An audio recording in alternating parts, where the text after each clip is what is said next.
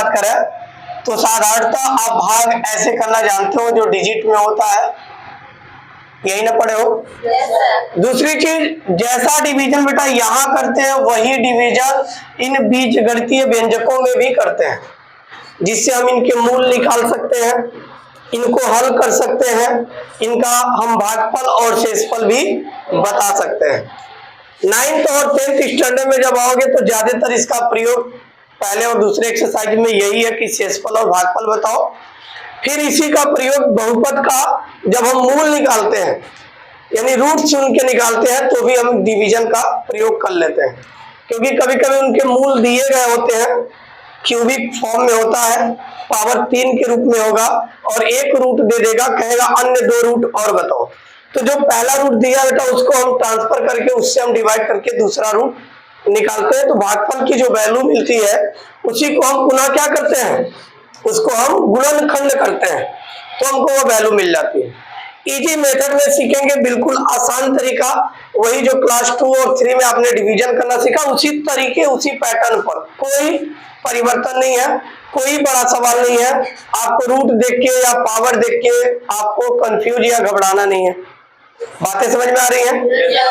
अब यहाँ भाग करने के लिए बेटा क्या देखते थे, पहला डिजिट 3 है और ये पहला डिजिट 1 है, तो 1 इज लेस देन 3, 1 क्या है, 3 से छोटा है। ऐसे स्थिति में हम 2 डिजिट एक साथ लेते हैं और हमारा कॉन्सेप्ट क्या होता है कि 3 का ऐसा टेबल पढ़ो जो या तो 14 के इक्वल आ जाए या उससे कम आ जाए। यही 2 कॉन्सेप्ट फॉलो करते हैं, इससे ज्यादा होने का कोई सवाल नहीं है।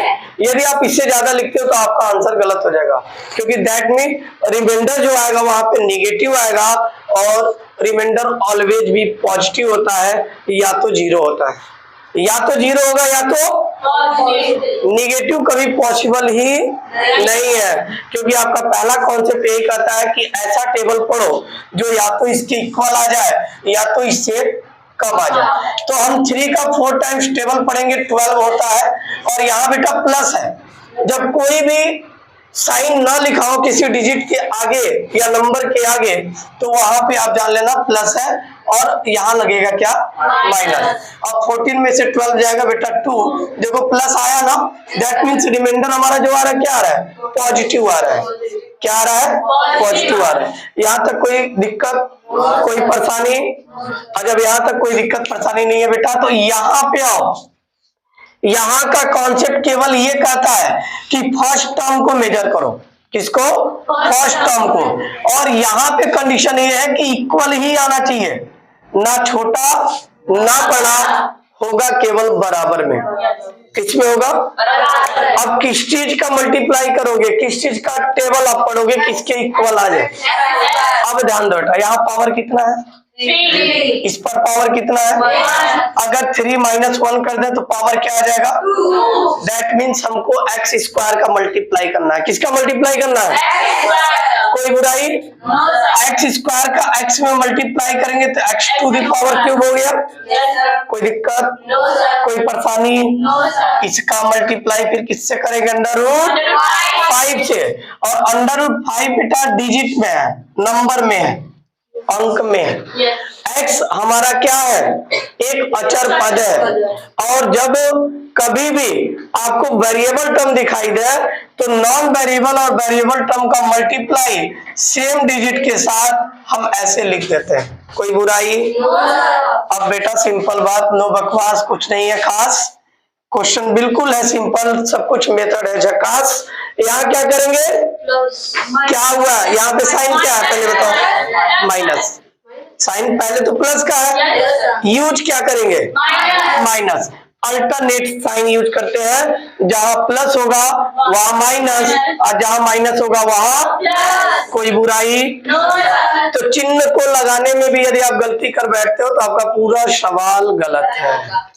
इसलिए क्या ध्यान देना है कि चिन्ह प्रॉपर्टी हमारी गलत ना हो। तो इसलिए याद रखना, प्लस होगा तो माइनस, माइनस होगा तो यहाँ कुछ नहीं लिखा, दैट मीन्स प्लस था, इसलिए हमने क्या यूज किया, यहाँ माइनस है, क्या यूज कर लेंगे, दोनों सेम पावर में है, इनके कोफिशिएंट भी सेम है, कैंसिल कर देंगे, यहाँ 0 बचेगा, कोई बुराई। अब 3√5 माइनस में है बेटा, ध्यान देना, √5x², यहाँ पे √5 क्या है, प्लस में है। अब आपने जब साइन चेंज किया तो साइन नीचे वाला लेंगे, कितने बच्चे ऊपर देख के इसको देख के धड़ाक दे जोड़ देते हैं कि माइनस माइनस जुड़ता है, चिन्ह माइनस का होता है, लेकिन निकम्मों को ये नहीं पता, नीचे हमने प्लस लगा दिया, क्या लगा दिया। तो हमको ये और ये साइन मेजर करना है, इस साइन से कोई लेना देना नहीं है, और जिससे हमको लेना देना नहीं उसको भाव क्यों देना। जैसे ही भाव दोगे तुम्हारा भाव घट जाएगा, क्योंकि क्वेश्चन गलत हुआ तो भाव क्या हुआ, तुम्हारा ही तो घटा, नंबर कम पाओगे बोर्ड परीक्षाओं में। तो यहाँ क्या करेंगे बेटा, 3 में से इसका कोफिशिएंट ध्यान देना, 305x² है, इसका कोफिशिएंट 1 है, 1/5x², तो 3 में से 1 जाएगा बेटा, क्या बचेगा, 2/5x²। कोई बुराई। साइन क्या यूज करेंगे, प्लस या माइनस, माइनस, क्यों, क्योंकि 3/5 बड़ा नंबर है, और जब बड़ा नंबर आए तो उसके सामने का चिन्ह हंसते हुए लगाए, ये नहीं है कि डरते हुए लगा कि ये माइनस होगा कि प्लस, कोई कंफ्यूजन नहीं, बड़ा है माइनस होगा, उसके सामने माइनस है तो माइनस होगा, उसके सामने प्लस है तो प्लस होगा। हमेशा 2 अंकों के घटाने में जो अंक बड़ा होता है उसके सामने जो चिन्ह होता है वही चिन्ह लगाते हैं, इसमें कोई परिवर्तन करने की आवश्यकता नहीं है, बाकी सेम को सेम ऐसे ही उतार देते हैं, कोई बुराई। तो बेटा जब कोई बुराई नहीं है तो अब यहाँ देख के एक चीज तो पता चल गया, आगे साइन क्या लगना है, ध्यान देना, यहाँ यदि माइनस है, क्या है, माइनस, तो ऊपर भी क्या लगेगा, प्लस लगाने की आवश्यकता है क्या। तो बहुत सारे लोग यही कंफ्यूज होते हैं कि बेटा यहाँ प्लस माइनस है तो यहाँ क्या लगा है, प्लस की माइनस, जैसी करनी वैसी बननी, माइनस दिखाई दिया माइनस रख दो, प्लस रख दिया प्लस रख दो। अगर तुमसे टेढ़ी मुंह कोई बात करेगा तो तुम सीधा मुंह बात करोगे, टेढ़ी मुंह ना बात करते हो, तुम भी चाहते हो कि हम ऐसा बोला किसको भी लगे, तो वही बात है, जब यहाँ माइनस है तो यहाँ माइनस लगेगा, अब प्लस होगा तो कोई दिक्कत। लाइट भगा हुआ है, गर्मी अधिक है, समझ सकते हैं आपकी समस्याओं को। पावर बेटा क्या है, 2, यहाँ पावर क्या है, 2 में से 1 गया, x होगा, कोई बुराई। यहाँ क्या बेटा 2/5, इसका कोफिशिएंट क्या है 1, अब 1 से 2/5 में यदि भाग करे तो क्या आएगा 2/5, यानी हमको अब मल्टीप्लाई इसकी करनी है, हमको टेबल पढ़ के ढूंढना भी नहीं है, केवल कॉन्सेप्ट करते जाए, यानी वेरिएबल टर्म के पावर्स को माइनस करें, और जो नॉन वेरिएबल टर्म यानी उस वेरिएबल टर्म का कोफिशिएंट है इसके डिविडेंड के कोफिशिएंट से भाग कर दे तो वैल्यू पता चल जा रही है। हमको कुछ रटने की पढ़ने की जरूरत नहीं है, केवल समझने की जरूरत है, क्योंकि जब जब आप समझ के पढ़ोगे कोई भी चीज कभी कोई कंफ्यूजन नहीं हो। और मैथ को जितने भी पढ़ने की कोशिश की है वो कभी सफल नहीं हुआ बेटा, इतना ध्यान देना। मैथ सीखने का विषय है, मैथ समझने का विषय है, मैथ सिखाने का विषय है, तो मैथ को सीखो, अपने लाइफ से रिलेट करके सीखो। ज्यादातर ऐसे देखे होंगे आप लोग, बहुत सारे कॉन्सेप्ट ऐसे हैं जो बिल्कुल आपको भी जब फॉर्मूला बताया गया, ट्रिग्नोमेट्री जब आपको पढ़ाए तो बहुत सारे ऐसे कॉन्सेप्ट थे कि आपको मतलब एक शब्द में याद कराया गया है, एक कॉन्सेप्ट बताया गया कि ये the all student to glorious classes याद कर लो, 36 फॉर्मूले याद है इसमें, है कि नहीं? yes, sir. याद है ना?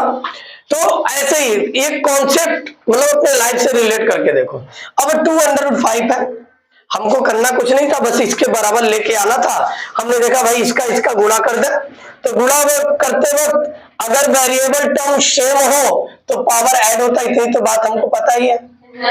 तो 1 and 1 2 हो गया। अब भाई 2/5 का 1 में मल्टीप्लाई करोगे तो क्या होगा, और माइनस यहाँ प्लस यहाँ के यहाँ क्या होगा, क्योंकि प्लस इंटू माइनस क्या होता है माइनस। कोई बुराई? अब क्या करोगे, इसी का मल्टीप्लाई √5 के साथ।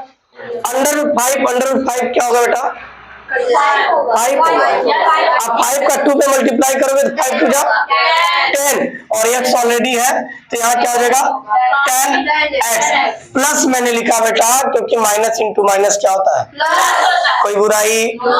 यहाँ दिखाई दिया माइनस तो क्या लग जाएगा यहाँ प्लस तो यहाँ किसी प्रकार की कोई बुराई तो इस सवाल से भी नहीं होगी जुदाई आपको आ जाएगा। बात समझ में आ गई। प्लस इंटू माइनस कट गया वैल्यू सेम था। अब यहाँ थोड़ा सा अंतर है 13 में से 10 आपको माइनस करना है तो 3 बचेगा x बचेगा और साइन क्या लगाओगे प्लस या minus. Very good plus. Plus generally लगाते नहीं है किसी डिजिट के आगे लेकिन लगा सकते हो आप कोई बुराई नहीं है। 305 आप नीचे वैसे ही नोट डाउन कर लोगे किसी प्रकार की कोई चेंजिंग कोई बुराई।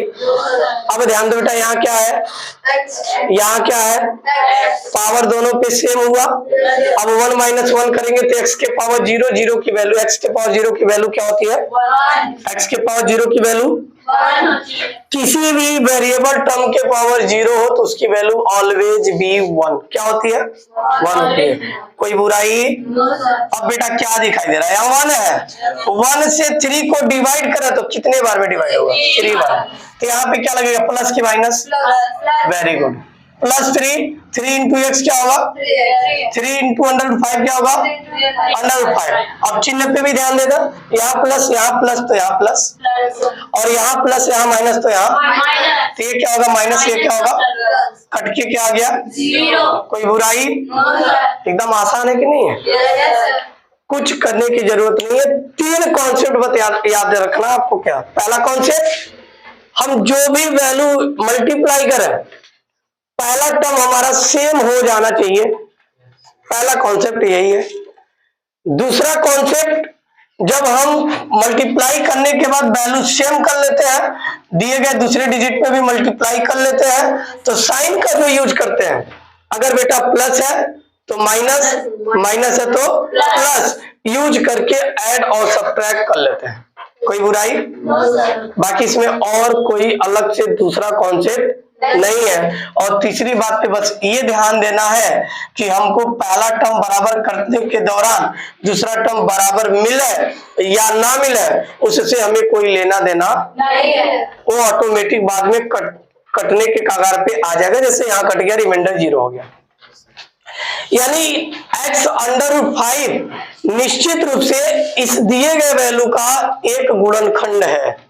क्या है गुणनखंड है। तो आपसे प्रश्न पूछ ले कि x minus √5 x³ minus 3 √5 x square plus 13x minus 3 √5 का गुणनखंड है या नहीं। तो आप सिंपल उठाओगे भाग करोगे भाग करने के बाद रिमाइंडर क्या आ गया 0 और जैसे ही 0 आया तो तुरंत लिखोगे गुणनखंड भैया है।